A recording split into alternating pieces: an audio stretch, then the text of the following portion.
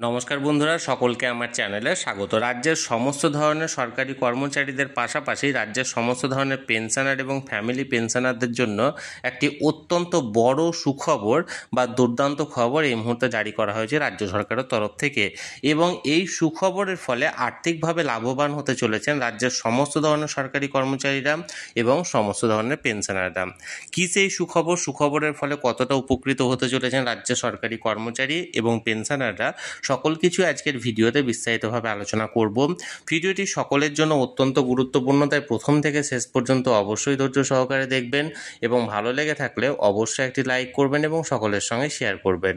আর সেই সাথে এই চ্যানেলে যদি প্রথমবার হয়ে থাকেন এই রকমের ইনফরমেটিভ ভিডিও আরও দেখার জন্য যারা এখনও পর্যন্ত এই চ্যানেলটিকে সাবস্ক্রাইব করেননি তারা অবশ্যই চ্যানেলটিকে সাবস্ক্রাইব করে নিতে ভুলবেন না।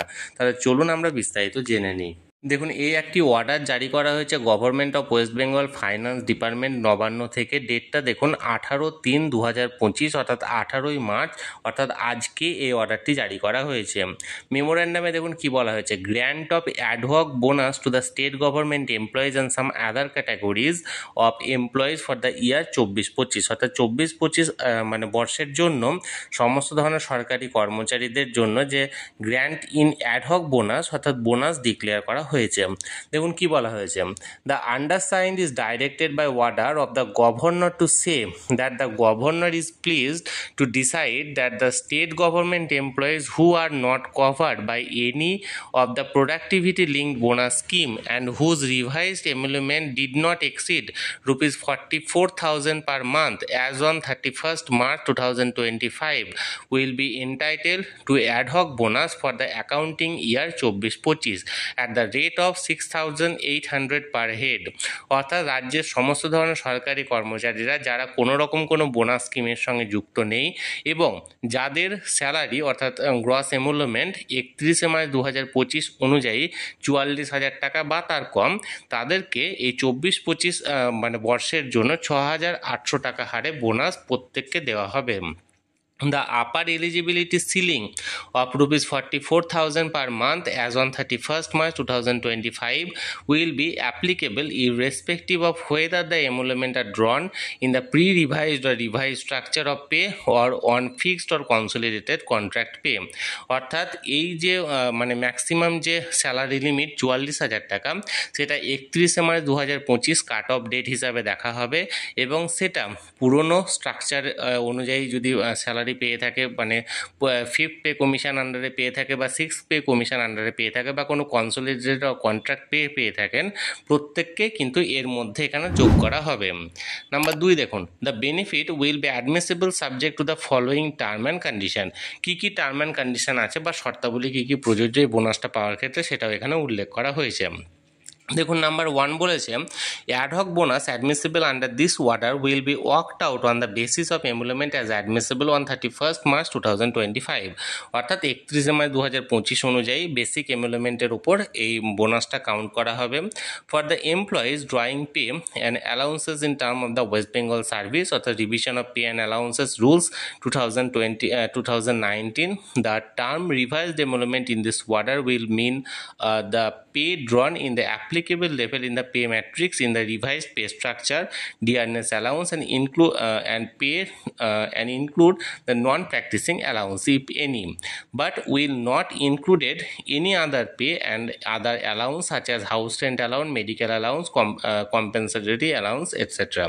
অর্থাৎ এই 44,000 টাকা ক্যালকুলেট করা হবে, বেসিক পে ধরা হবে, basic pay plus dearness allowance plus যদি কোনো সরকারি কর্মচারী নন প্র্যাকটিসিং অ্যালাউন্স যেটা মেডিকেল অফিসাররা তারা পেয়ে থাকেন, এই সমস্ত 3 থেকে ক্যালকুলেট করে এই ম্যাক্সিমাম 44,000 টাকা দেখতে হবে।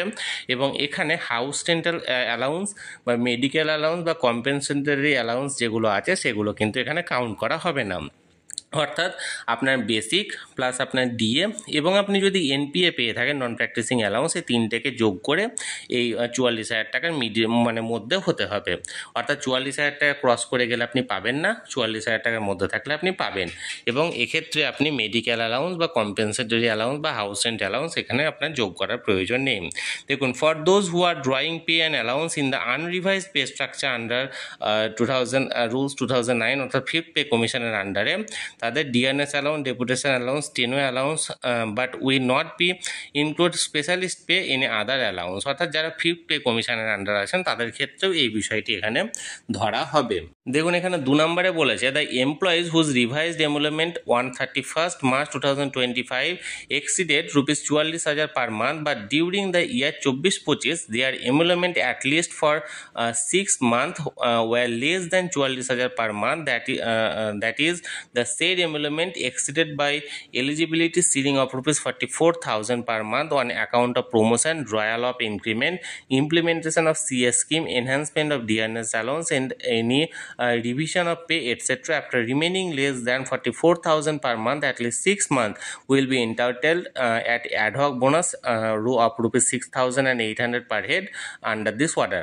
অর্থাৎ এখানে বলা হয়েছে যদি কোনো কর্মচারী এই বর্ষের মধ্যে অন্ততপক্ষে 6 মাস 44,000 টাকা বা তার কমে এই তিনটেকে যোগ করে, অর্থাৎ মেডিকেল অ্যালাউন্সগুলো বাদ দিয়ে, অর্থাৎ বেসিক পে, তার সঙ্গে ডিআরএস অ্যালাউন্স এবং যদি কোনো এনপিএ পেয়ে থাকে, এই তিনটে মিলে যদি 44,000 টাকা বা তার কমে মানে এই অর্থবর্ষের মধ্যে যদি 6 মাস বা তার বেশি পেয়ে থাকে, কিন্তু কোনো কারণবশত সে হয়তো প্রমোশন পেয়েছে বা অন্য কোনো রকমের কারণে তার যদি 44,000 টাকা ক্রস হয়ে থাকে 31শে মার্চ, তাহলেও সেক্ষেত্রে কিন্তু তিনি বোনাসের জন্য যোগ্য হিসাবে বিবেচিত হবেন। অর্থাৎ যদি বুঝতে অসুবিধা হয় আরেকবার এটাকে ভালো করে বুঝিয়ে দিই। ধরুন আপনার কোনো কারণবশত আপনি কোনো একটা প্রমোশন পেয়েছেন, হয়তো জানুয়ারিতে বা ফেব্রুয়ারিতে প্রমোশন পেয়েছেন, বা কোনো রকম ডিআরএস অ্যালাউন্সের জন্য বা কোনো কারণের জন্য আপনার স্যালারিটা হয়তো ফেব্রুয়ারিতে বেড়েছে এবং মার্চ 31 তারিখ অনুযায়ী আপনার দেখা যাচ্ছে 44,000 টাকা ক্রস করে গেছে। কিন্তু মার্চ 31 তারিখের আগে আপনি অন্ততপক্ষে ওই বিগত 12 মাসের মধ্যে 6 মাস কিন্তু আপনি অন্ততপক্ষে 6 মাস যদি আপনি 44,000 টাকার মধ্যে পেয়ে থাকেন, তাহলেও সেক্ষেত্রে আপনাকে এই বছরের জন্য বোনাসটা আপনাকে পে করা হবে। দেখুন number 3, the employees who render at least 6 month continuation service during the year 24-25 will be eligible for payment of ad hoc bonus under this order. অর্থাৎ অন্ততপক্ষে 6 মাস যদি কারো সার্ভিস হয়ে থাকে তাহলেই তারা এক্ষেত্রে বোনাসের জন্য যোগ্য হবেন। অর্থাৎ 31 মার্চ 2025-এর সময়ে যদি কারো 6 মাস পূরণ হয়ে থাকে সার্ভিস পিরিয়ড, তাহলে সেক্ষেত্রে তিনি বোনাস পাবেন, নচেত কিন্তু পাবেন না।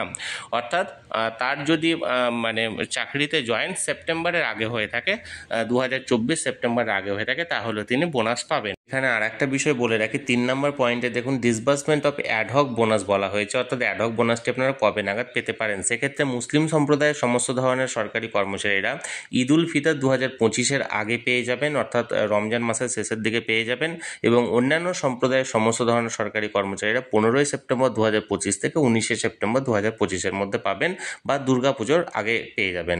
অর্থাৎ এটা এখানে 3 নম্বর পয়েন্টে বলা হয়েছে। তাহলে বন্ধুরা, সরকারি কর্মচারীদের জন্য যে বোনাসের অর্ডারটি জারি করা হয়েছিল সেটি আমি সরাসরি আপনাদের সঙ্গে এখানে শেয়ার করলাম। আপনাদের যদি কোনো প্রশ্ন থাকে অবশ্যই কমেন্ট করে জানান, আর ভিডিওটি ভালো লেগে থাকলে অবশ্যই একটি লাইক করুন এবং সকলের সঙ্গে শেয়ার করুন, আর সেই সাথে চ্যানেলে প্রথমবার হলে অবশ্যই চ্যানেলটিকে সাবস্ক্রাইব করে রাখুন। ধন্যবাদ, দেখা হচ্ছে পরের ভিডিওতে।